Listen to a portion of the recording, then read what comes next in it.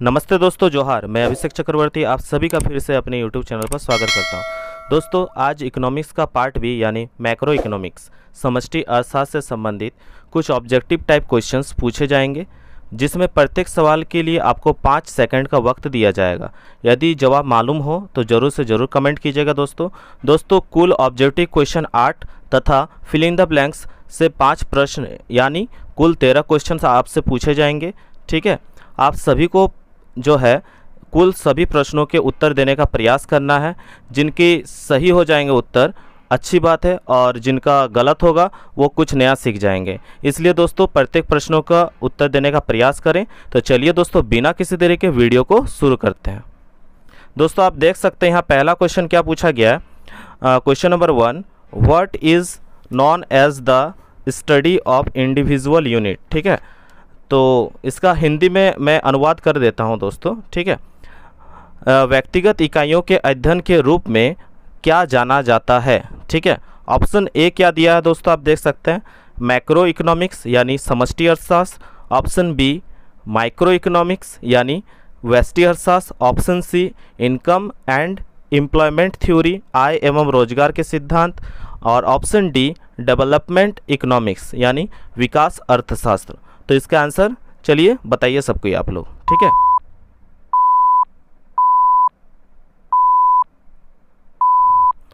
तो चलिए दोस्तों इसका आंसर क्या हो जाएगा करेक्ट, हम लोग देख लेते हैं दोस्तों।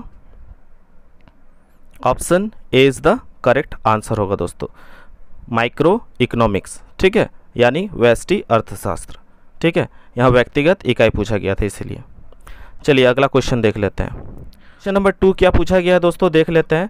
What is the main cause of all economic problems. ठीक है, यानी सभी आर्थिक समस्याओं का मुख्य कारण क्या है। ठीक है, पहला ऑप्शन आप यहाँ देख सकते हैं अबंडेंस दिया है यानी प्रचुरता, जिसे हम बहुतायत भी कहते हैं। ठीक है, ऑप्शन बी क्या दिया गया है, कन्वीनियंस दिया है यानी सुविधा। और ऑप्शन सी क्या दिया गया है, स्केर्सिटी यानी दुर्लभता। और ऑप्शन डी दोस्तों दिया है नन ऑफ दिस यानी इनमें से कोई नहीं। तो चलिए दोस्तों आपका टाइम शुरू होता है अब।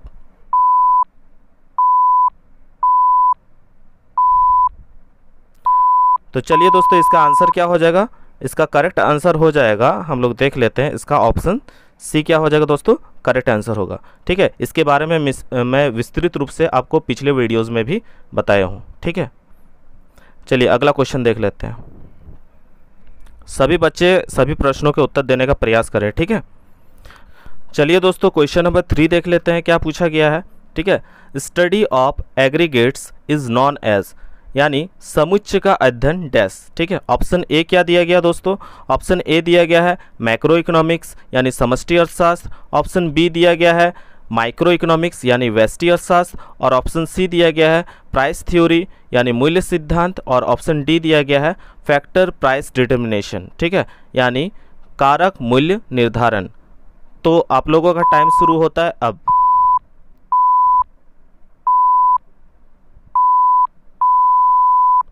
तो दोस्तों इसका आंसर क्या हो जाएगा, क्वेश्चन नंबर 3 का आंसर हो जाएगा आपका ऑप्शन ए। ठीक है, जब भी एग्रीगेट पूछा जाए तो आप याद रखिएगा समुच्चय का बात करें, पूरा होल का बात करें इकोनॉमी में, तो हम लोग किसका बात करते हैं, मैक्रो इकोनॉमिक्स का। ठीक है, और व्यक्तिगत का बात करते हैं तो माइक्रो इकोनॉमिक्स का। तो यहाँ समष्टि अर्थशास्त्र यानी ऑप्शन ए क्या हो जाएगा, करेक्ट हो जाएगा दोस्तों। ठीक है, चलिए अगले क्वेश्चन को देख लेते हैं। क्वेश्चन नंबर 4 देख सकते हैं दोस्तों क्या पूछा गया। क्वेश्चन नंबर 4 में पूछा गया है what is the name of book written by J M. Keynes. J M. Keynes द्वारा लिखित पुस्तक का नाम क्या है। पहला ऑप्शन क्या दिया गया दोस्तों, आप सभी देख सकते हो। पहला ऑप्शन है ऑप्शन ए में wealth of nation. Option B political economy. Option C the general theory of employment interest and money. और option D none of these. ठीक है, तो जे.एम. कीन्स द्वारा कौन सा पुस्तक लिखा गया दोस्तों, आप सभी को मालूम होना चाहिए। ठीक है, तो चलिए आपका टाइम शुरू होता है अब।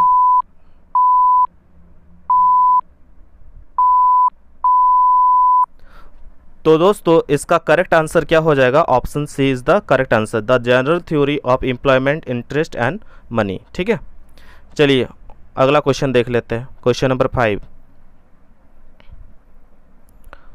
क्वेश्चन नंबर 5 क्या पूछा है दोस्तों, when was the famous book of professor Keynes published.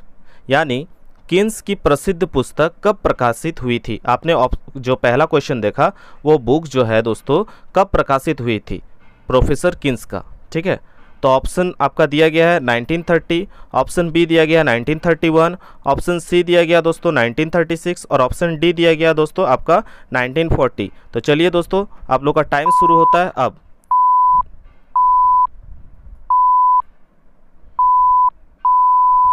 तो दोस्तों इसका करेक्ट आंसर क्या हो जाएगा आप सभी को मालूम होना चाहिए। Option C is the correct answer होगा दोस्तों, यानी 1936। ठीक है, क्वेश्चन नंबर 6 क्या पूछा गया दोस्तों? When did the great depression occur? ठीक है, महामंदी कब हुआ? ठीक है, महामंदी कब हुआ? तो इस प्रश्न का उत्तर मैंने प्रीवियस वीडियोस में भी बताया था, अगर आप लोगों ने वो वीडियो देखा होगा। ठीक है, ये मॉडल क्वेश्चन में भी पूछा गया सवाल है दोस्तों। ठीक है, तो पहला ऑप्शन दिया गया दोस्तों option A 1929 to 30, option B दिया गया है 1934 टू 35, ऑप्शन सी 1938 टू 1939 और ऑप्शन डी दिया गया 1941 टू 1942। ठीक है, तो आप लोगों का टाइम शुरू होता है अब दोस्तों।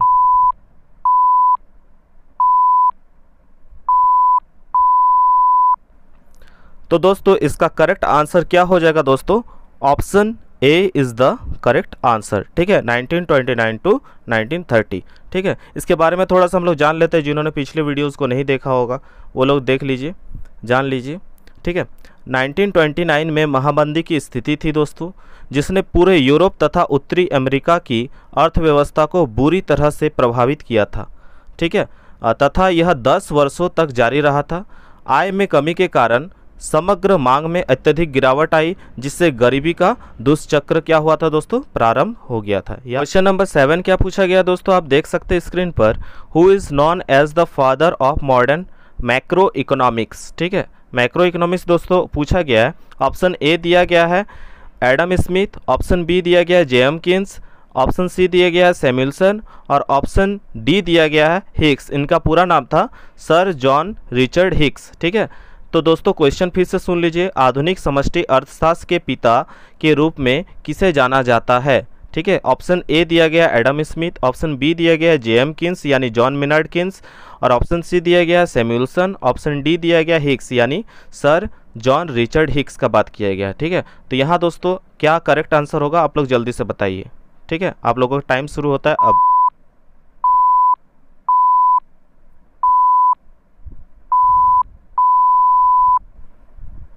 तो दोस्तों इसका करेक्ट आंसर क्या हो जाएगा? जेएम किन्स यानी John Maynard Keynes is the correct answer.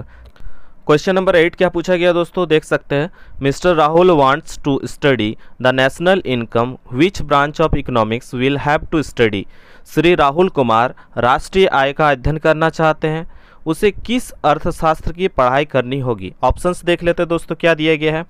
Option A दिया गया है माइक्रो इकोनॉमिक्स यानी व्यष्टि अर्थशास्त्र, ऑप्शन बी दिया गया है प्राइस थ्योरी यानी कीमत सिद्धांत, ऑप्शन सी दिया गया है आपका फैक्टर प्राइस डिटर्मिनेशन यानी कारक मूल्य निर्धारण, ऑप्शन डी दिया गया है दोस्तों मैक्रो इकोनॉमिक्स यानी समष्टि अर्थशास्त्र।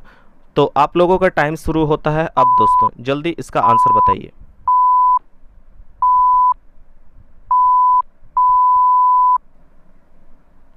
तो दोस्तों इसका करेक्ट क्या आंसर हो जाएगा दोस्तों? Macro economics. ठीक है, option D is the correct answer होगा दोस्तों। ठीक है, तो दोस्तों ऑब्जेक्टिव टाइप क्वेश्चंस के बाद हम यहाँ देख सकते हैं क्या पूछा गया है, fill in the blanks with the correct answer, यानी खाली जगह को आपको भरना है। ठीक है, रिक्त स्थानों की पूर्ति करनी है। ठीक है, तो पहला क्वेश्चन क्या पूछा गया दोस्तों? आप यहाँ देख सकते हो, the mother of all economic problems is, यानी सभी आर्थिक समस्याओं की जननी है। तो इसका आंसर आप सभी को मालूम होना चाहिए दोस्तों। आपका टाइम शुरू होता है दोस्तों अब, जल्दी से इसका आंसर दीजिए।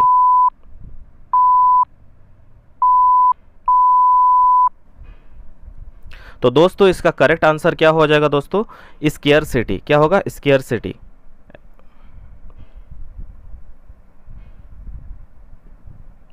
ठीक है, जिसे हम क्या कहेंगे हिंदी में?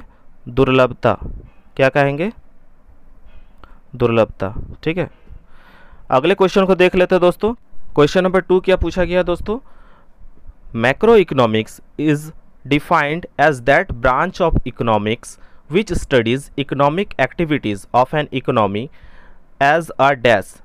मतलब क्या बोला गया दोस्तों, समष्टि अर्थशास्त्र की उस शाखा के रूप में परिभाषित किया गया है जो एक डैश के रूप में अर्थव्यवस्था की आर्थिक गतिविधियों का अध्ययन करती है। तो दोस्तों इसका क्या करेक्ट आंसर होगा, आप लोग नीचे कमेंट करके बताएं। आप लोग का टाइम शुरू होता है अब।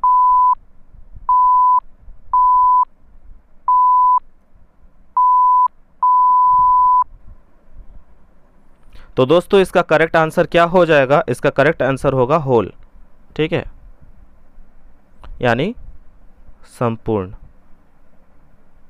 मैक्रो इकोनॉमिक्स यानी समष्टि अर्थशास्त्र में हम लोग संपूर्ण अर्थव्यवस्था की बात करते हैं दोस्तों। ठीक है, अगला क्वेश्चन पे चलते हैं दोस्तों। क्या पूछा गया है, क्वेश्चन नंबर 3 क्या पूछा गया है दोस्तों, dash was the founding father of modern economics. ठीक है, आधुनिक अर्थशास्त्र के संस्थापक पिता थे। तो यहाँ आंसर क्या होगा दोस्तों, आप लोग कमेंट करके बताएं। आपका टाइम शुरू होता है अब।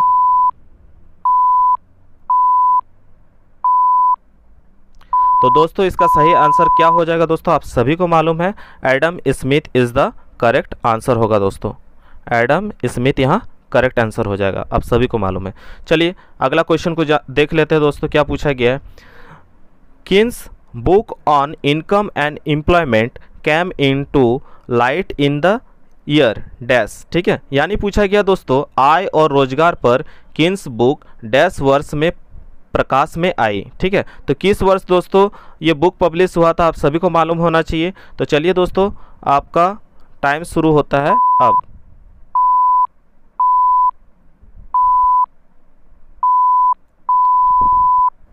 तो दोस्तों इसका सही आंसर क्या हो जाएगा, 1936। ठीक है, क्वेश्चन नंबर 5 दोस्तों क्या पूछा गया, आज के सेशन का लास्ट क्वेश्चन दोस्तों आप देख सकते हैं। Aggregate demand is the sum of total of consumption and dash. ठीक है, सकल मांग, उपभोग और डैश का कुल योग है। तो इसका क्या आंसर सही होगा दोस्तों, आप लोग का टाइम शुरू होता है दोस्तों अब।